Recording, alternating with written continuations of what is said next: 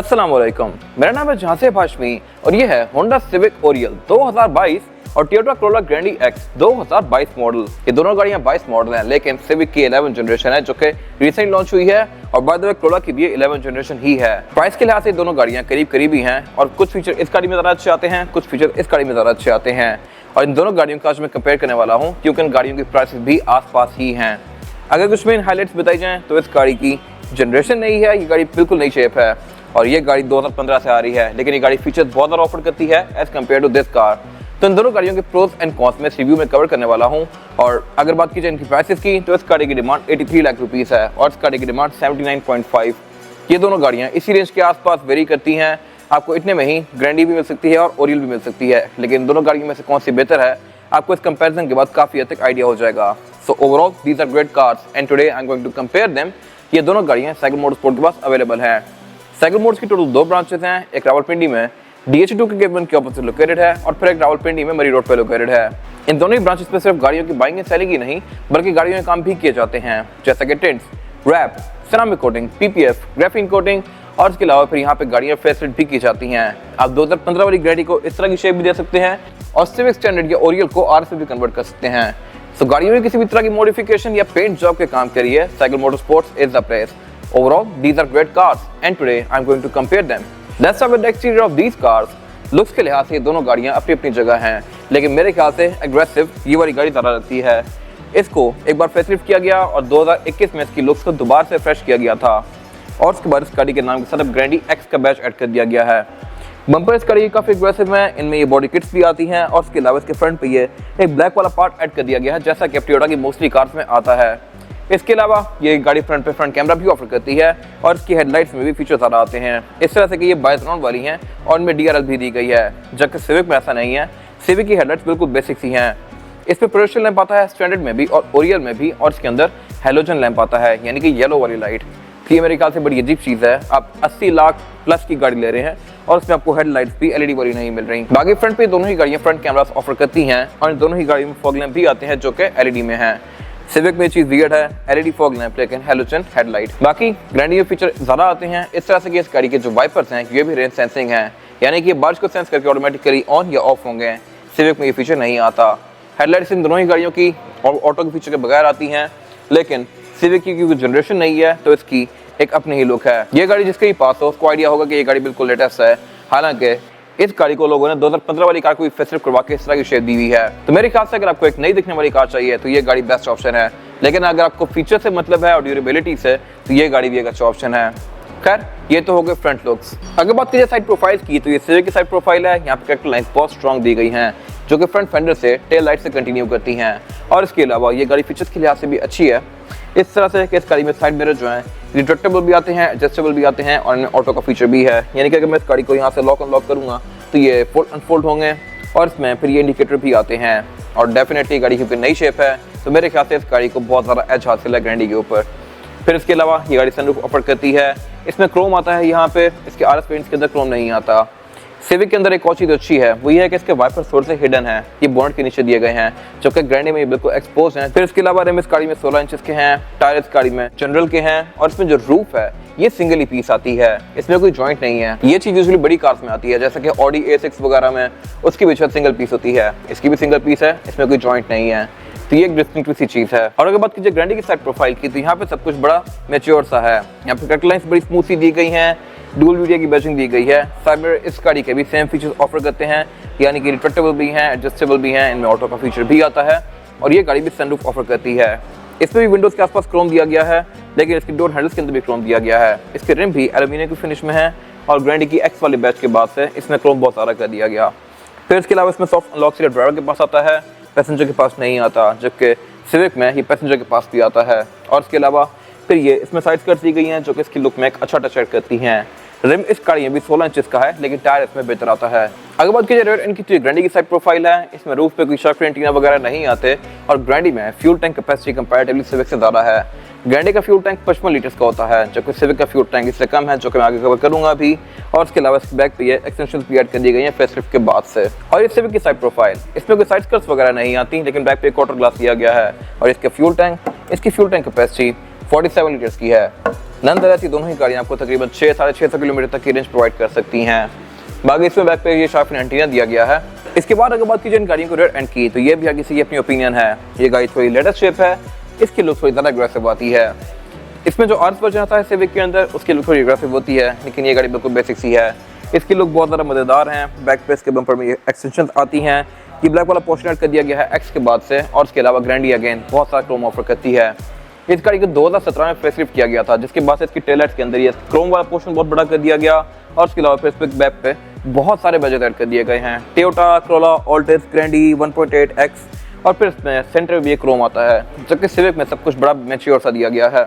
इसकी tail lights LED में है, जो कि एंड टू एंड कंटिन्यू करती हैं, लेकिन इंडिकेटर और रिवर्स इन दोनों ही गाड़ियों में हैलोजन वाले आते हैं। बाकी ट्रंक को लॉक करने के लिए इनमें यहाँ पे रिलीज दिए गए हैं। ये सिविक की ट्रंक कैपेसिटी और ये ग्रैंडी की ट्रंक कैपेसिटी। ग्रैंडी में एक चीज एक्स्ट्रा आती है यहाँ पे, और वो ये है कि इसके रियर बेंच 60-40 के स्प्लिट के साथ हैं। इनको आप केबिन के अंदर से फोल्ड करके इसकी ट्रंक कैपेसिटी को ज़रा खिला बना सकते हैं, जबकि सिविक में ऐसा कुछ भी नहीं है। स्पेयर टायर इन दोनों ही गाड़ियों में फुल साइज के आते हैं, 16 इंचेस के, और इसके अलावा इन दोनों की ट्रंक के अंदर इंसुलेशन भी दी गई है, जो कि अगेन मेरे ख्याल से एक अच्छी चीज़ है। ग्रैंडी में भी बैक पे एक बैकअप कैमरा आता है, और सिविक में भी, लेकिन सिविक के जो आरएस वर्जन है उनमें बैक पे डुअल एग्जॉस्ट आते हैं। वो चीज़ ग्रैंडी ऑफर नहीं करती। और डेफिनेटली अगेन ये गाड़ी क्योंकि लेटेस्ट जनरेशन है, तो इसकी लुक्स पाकिस्तान में लोगों को भी मतलब बहुत बेहतर लग रही है as compare to this car. इसके बाद अगर बात कीजिए ग्रैंडी के इंटीरियर की, तो ये हर किसी की अपनी चॉइस है, लेकिन 90% लोगों का ओपिनियन यही है कि इंटीरियर ऑब्सोलीट हो चुका है। 2023 के लिहाज से ये गाड़ी को इतनी मजेदार नहीं लगती। अब इसमें कलर टोन ऑफर कर दी गई है इंटीरियर की, और ये specific car top of the line variant है। इस तरह से कि इसमें ब्लैक रूम भी लिया गया है। इस पर डैशबोर्ड की लुक बड़ी नॉर्मल सी है, लेकिन यहाँ पे फ्रिल्स अच्छी यूज की गई हैं। यहाँ पर लेदर स्टिचिंग बहुत सारी कंटिन्यू की गई है। ग्लॉस ब्लैक, लेदर, एल्यूमिनियम, ये इस गाड़ी में काफी सारा यूज किया गया है कंपेयर टू सिविक। लेकिन फिलहाल अगर बात की जाए इस गाड़ी के स्टीयरिंग व्हील की, तो स्टीयरिंग व्हील इस गाड़ी में लेदर स्टिच आता है। मेन फीचर्स की बात की जाए तो ये गाड़ी पैडल शिफ्टर ऑफर करती है, जो कि सिविक के ऊपर इस गाड़ी का एज है। फिर इसके अलावा इसमें जो वाइपर्स हैं रेन सेंसिंग आते हैं, यानी कि बारिश को सेंस करके ऑटोमेटिकली ऑन या ऑफ होंगे और अपनी स्पीड को भी कम या ज़्यादा करेंगे। अगेन ये चीज़ भी सिविक के ऊपर एज है। फिर इसमें क्रूज कंट्रोल आता है। मीटर इस गाड़ी का लुक्स के लिहाज से ठीक है, और ये गाड़ी आपको काफी सारी स्टैट्स शो करवाती है। इसकी डैशबोर्ड इस गाड़ी का सॉफ्ट टच पैडिंग की फिनिश में है, और इसमें एयर वेंट्स जो है ये टोटल 4 दिए गए हैं। सिविक यहाँ नंबर लेके जाती है, कैसे मैं आगे कवर करूंगा अभी।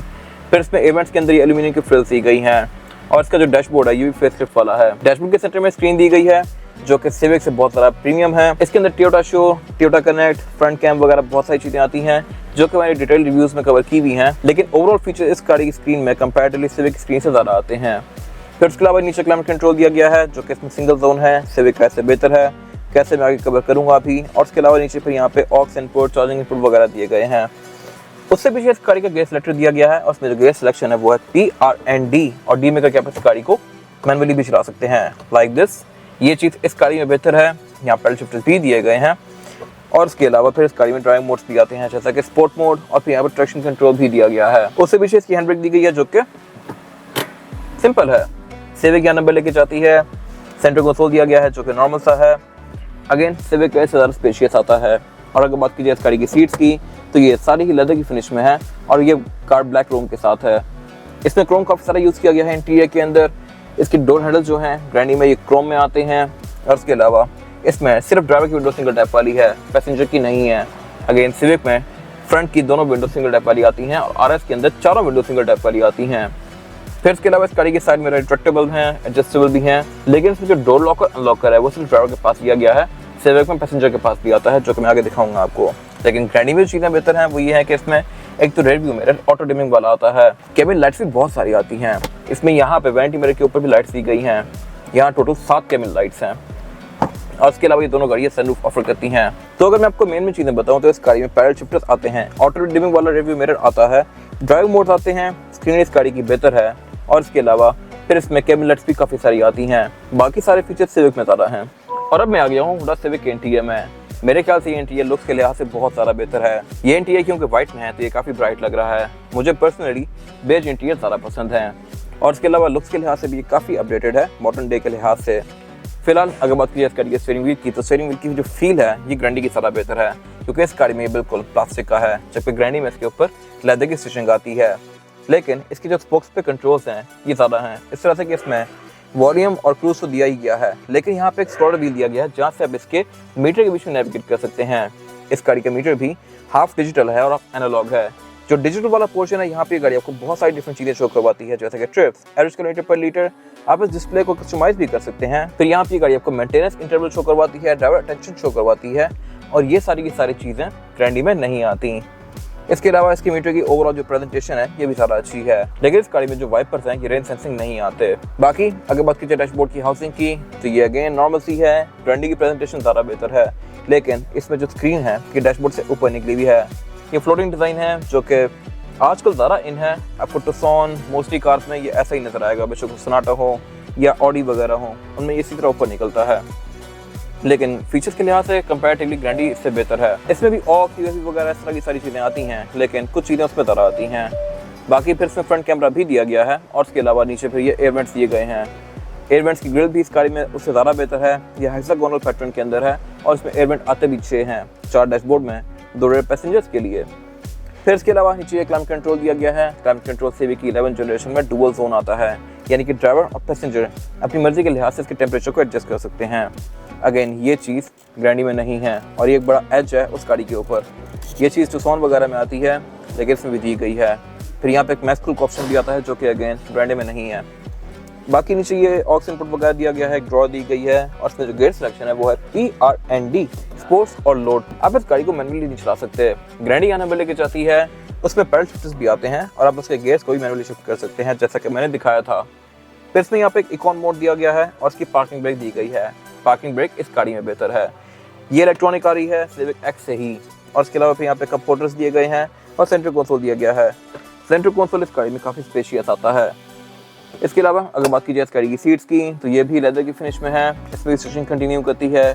सेम लेदर इसका डोर्स के अंदर भी दिया गया है, और इस गाड़ी में भी ब्लैक रूम ऑफर होता है। ये स्पेसिफिक कार बेस रूम है, आप कुछ एक्स्ट्रा पे करके ब्लैक रूम भी ले सकते हैं। इसके अलावा इसमें फ्रंट दोनों ही विंडो सिंगल टैप वाली हैं, यानी कि आप इनको सिंगल टैप से फुली रोल डाउन या रोल अप कर सकते हैं लाइक दिस। और इसके अलावा इसमें डोर्स लॉकर अनलॉकर भी ड्राइवर और पैसेंजर दोनों के पास आता है। इसमें भी साइड में रिट्रैक्टेबल हैं, एडजस्टेबल हैं, लेकिन आप इसके हेडलाइट की हाइट को भी ऊपर या नीचे कर सकते हैं। ये चीज़ ग्रैंडी ऑफर नहीं करती, लेकिन जो चीज़ें ये ऑफर नहीं करती वो है एक तो वैनिटी मिरर की लाइट्स। इसमें वैनिटी मिरर में कुछ भी नहीं आता। इसके अलावा सेंटर में फिर इसकी सनरूफ दी गई है, और इसमें फिर ऑटो डिमिंग वाला फीचर भी नहीं आता रिव्यू मिरर के अंदर। तो कुछ चीज़ें उसकी बेहतर हैं, कुछ चीज़ें इसकी बेहतर हैं। आपको जिस गाड़ी की चीज़ें ज़्यादा बेहतर लगती हैं आप उस गाड़ी की तरफ ऑप्ट कर सकते हैं। इसके बाद अगर बात कीजिए इन गाड़ियों के रेयर पैसेंजर की सीटिंग कैपेसिटी की, तो ये सिविक की कैपेसिटी है जो कि लेगरूम के लिहाज से तो काफ़ी स्पेशियस है, और हेडरूम के लिहाज से भी, लेकिन इसमें यहाँ पे खाम पाता है। तो बैक पे इस गाड़ी में 2 लोग आसानी से बैठ सकते हैं। इसकी सीट्स भी सेंटर से रेज हैं, ये शो करवाती है कि ये गाड़ी 2 लोगों की डिज़ाइन की गई है बैक पे, लेकिन 3 लोग आ सकते हैं। और इसके अलावा बैक में यहाँ पे फिर एयर वेंट्स दिए गए हैं। इसमें एयर वेंट्स आते हैं, ग्रैंडी में चार्जिंग आउटलेट्स आते हैं, तो आपके लिए क्या चीज़ ज़्यादा प्रेफरेबल है आप डिसाइड कर सकते हैं। इसमें चार्जिंग आउटलेट्स नहीं दिए गए, और इसके अलावा सेंटर में इसमें फिर एक सेंटर कंसोल दिया गया है, जिसको निकाल के आप इसमें से 2 कप होल्डर्स भी एक्सेस कर सकते हैं। बैक पे इस गाड़ी में कुछ खास फीचर्स नहीं आते, सिर्फ ये एयर वेंट्स दिए गए हैं, स्पीकर्स दिए गए हैं, और सेंटर कंसोल दिया गया है। बाकी इस गाड़ी में सीट्स आईएसएफ के पोर्ट्स वगैरह आते हैं, लेकिन इसके रेयर बेंचेस फिक्स्ड हैं। और अगर बात की जाए ग्रैंडी में रेयर पैसेंजर की सीटिंग कैपेसिटी की, तो ये काफ़ी स्पेशियस है। मेरे पास यहाँ पे लेगरूम का बिल्कुल भी कोई इशू नहीं है, हेडरूम का भी नहीं है, और इसमें सेंटर में फ्लोर बिल्कुल फ्लैट आता है, तो यहाँ पे 3 लोग आसानी से बैठ सकते हैं। इसकी सीट्स का भी सेम ही लेवल है, लेकिन इसमें बैक पे एयर वेंट्स नहीं आते, बट बैक पे यहाँ पे चार्जिंग आउटलेट्स दिए गए हैं रेयर पैसेंजर्स के लिए। फिर इसमें भी सेंटर में ये सेंटर कंसोल आता है, जिसको निकाल के आप इसमें से कप होल्डर एक्सेस कर सकते हैं, और इसको एज एन आर्मरेस्ट भी यूज़ कर सकते हैं। और इसके अलावा इसमें आईएसएफ के पोर्ट्स दिए गए हैं, सीट बेल्ट्स दी गई हैं, लेकिन इस गाड़ी में रेयर सीट्स भी फोल्डेबल आती हैं। मैं सीट्स को यहाँ से फोल्ड करके इस गाड़ी की ट्रंक को कैबिन के अंदर से एक्सेस कर सकता हूँ लाइक दिस। ये चीज़ सिविक ऑफर नहीं करती। और इसके अलावा फिर इस गाड़ी में कैबिन लाइट भी आती है बैक पे, 2 यहाँ पे, एक सेंटर में, जबकि सिविक में इतनी सारी नहीं आती। इसके बाद अगर बात की जाए इन गाड़ियों के इंजन की, तो ग्रैंडी में जो इंजन आता है ये 1800 सीसी पेट्रोल है, जबकि सिविक की 11 जनरेशन में जो इंजन आता है ये 1.5 टर्बोचार्ज्ड है। सिविक में पहले जो कि इसके साथ कार आती थी उसमें भी इंजन 1800 सीसी था, और वो गाड़ी भी कंपैरेटिवली ग्रैंडी से थोड़ी सी स्लगिश थी। वो दोनों गाड़ियाँ 138 हॉर्स पावर प्रोड्यूस करती थी, जबकि ये गाड़ी 127 हॉर्स पावर प्रोड्यूस करती है, और बॉडी के लिहाज से ये गाड़ी सिविक की 10 जनरेशन से थोड़ी ज़्यादा बड़ी है। तो डेफिनेटली ग्रैंडी इस गाड़ी को बहुत आसानी से बीट कर सकती है। ग्रैंडी की परफॉर्मेंस फिगर्स 138 हॉर्स पावर हैं, जबकि सिविक की परफॉर्मेंस फिगर्स 127 हॉर्स पावर हैं।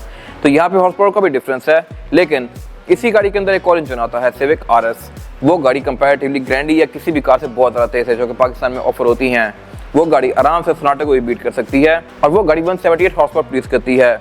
इंजन उस पर भी ऐसा ही आता है, लेकिन उसके अंदर टर्बो में और ट्रांसमिशन की कुछ रिफाइनमेंट्स हैं जो कि इसकी परफॉर्मेंस को बहुत बेहतर बना देती हैं।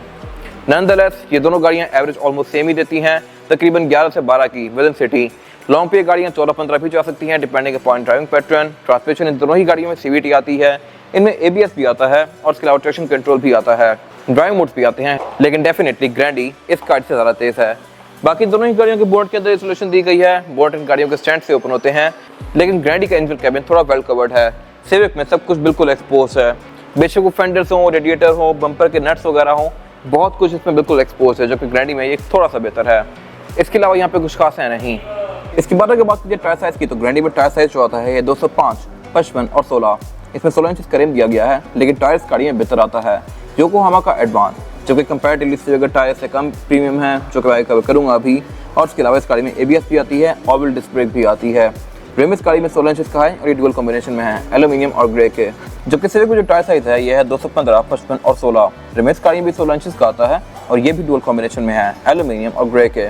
अगेन इसमें भी ऑयल डिस्क ब्रेक आती है, लेकिन इसका टायर BJ Luxor प्लस है, जो कि जनरल की ही सब्सिडरी है।